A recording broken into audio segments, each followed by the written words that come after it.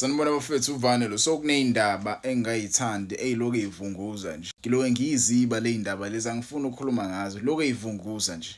So kuneyindaba engizwayo abantu abaningi bakhuluma ngalo lolu daba lo I'm sure senilizwile nani bafethu. So there are rumors circulating. I'm sure lama rumors senwazile bafethu. Jose Riveiro, the former Orlando Pirates coach, he was recently released by Al Ahly bafethu. Umchido becoach Al Ahly wakwazi ukuthi ahambe neAl Ahly ayele ku-Club World Cup with Al Ahly. Lapho khona bephuma khona kuma group stages abakwazanga ukuthi badlale kahle kuma group stages akhona. Wafika ke wadlalisa Al Ahly bafethu kwi-league yakhona. Wadlala nje a few games Al Ahly abona ukuthi ama results awalethaya awekho mnandi decide ukumdedela. After enze kahle ku-Orlando Pirates wathi efika khona wangenza kahle kumjida ke right now akanayo i-team azoyicoacha. So njobe ngenayo nje i-team azoyicoacha kuneyindaba engizwayo kuthiwa the former Orlando Pirates coach he's being asked by the Soweto Giants. The Soweto Giants, not the Orlando Pirates. Not the Orlando Pirates, but the big rivals of the Orlando Pirates okuyi-Kaizer Chiefs. Indaba futhi lezi engiyizwile angifuni uqamba angiyithandanga le ndaba ngizizwe. Kuthiwa i-Kaizer Chiefs iyona efuna uJose Riveiro. And le ndaba lezi ngazuthi ngempela ziyaqina because i-Kaizer Chiefs currently ifuna ocoach abaningi isathanda kudedela uNabi. uNabi was the coach of i-Kaizer Chiefs lo wabawinela i-Nedbank Cup beshaya yona i-Orlando Pirates. So right now they need a new coach and indaba engiyizwile kuthiwa uyena uJose. Kodwa ke kunenkulumo la engiyikhumbulayo yaJose Riveiro last season ngosikhathi ehamba ku-Orlando Pirates washo nje ukuthi ayikho i-team ayoke ayicoache la eSouth Africa.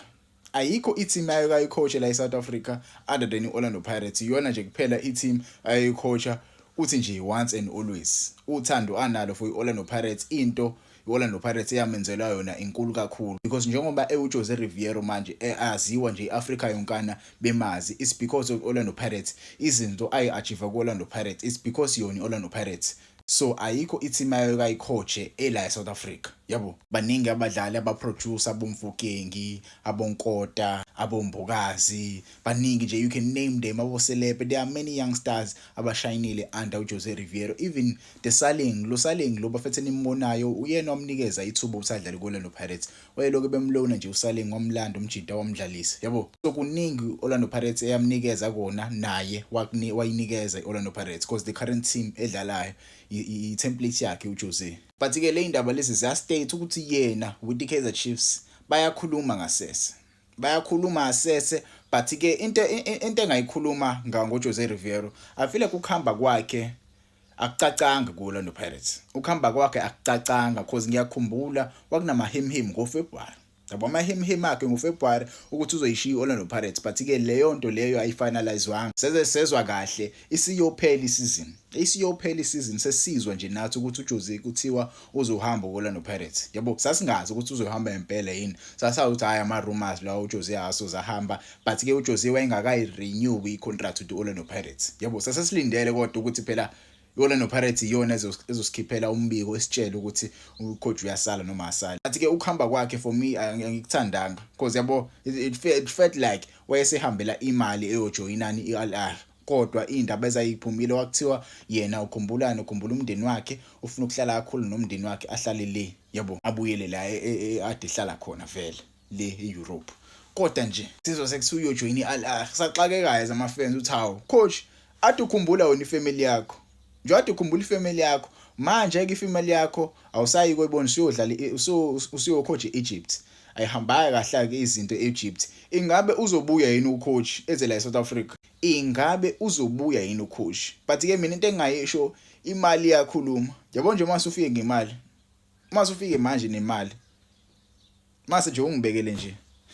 Ngiyadlala. Mase ubeke nje uMotsepe mase afike manje uMotsepe but hey Vane now 500 million Vane support iSundowns. Now 500 million support iSundowns. Ungawuyeka leyo mali. Ngiyadlala. Angisoze ngayiyeka. But ngiyayigingqela indaba yemali. But all I'm saying is that money talks. Money talks and I don't think uJose Riveiro mase bamnikeze icontract enemali ethe ukuthi xaxa enemali esile kunale kade mhlambe ihola kuyiAl Ahly. Mhlamba ngayisena down leyo contract. But all I'm saying is that I don't want him to join iKaizer Chiefs. I'm not saying he's too good for iKaizer Chiefs. No. I feel like it wouldn't make sense. It wouldn't make sense after like awukaphelisha unyaka. akawaphela ushunyaka esho lesithembiso asisho ukuthi yena akasoze ayijoyina enye team. Like ngalindela ngempela ukumuza ukuthi yini into angazama ukuexplaina thini. Anga-explain athini. But ke ukuyijoyina Kaizer Chiefs ziningi izinto ezingashintsha, yabo, kuningi angakushintsha kwiKaizer Chiefs. But ke ama-rumors angathi aba strong ngempela bafethu. Ngangitshela ama-comments nithini ngale ndaba le. How do you feel about this news? But for me, ayikho mnandi, mina afuna uqama. Angikho mnandi guys. Ngakhohlwa nje bafethu ungifollowa lapha ku-Instagram kuVane Sports. Uzofika usearch lapha nje uthi Vane Sports, uzoyibona nje i-account yami entsha. Le ndala bafethu iyalahleka, but ke ikhona i-account entsha. Ufika usearch uthi Vane Sports. Ngajabula kakhulu mase ningifollowishe. Mengiyibona ifollow nami uzofollowa back. Manje angakaposta ama-video amaningi. Yabo angiyisebenzisi kakhulu because okwamanje angakawathola ama-followers amaningi. Ngidinga nje ukuthola ama-followers mase ngiyaposta i-content khona.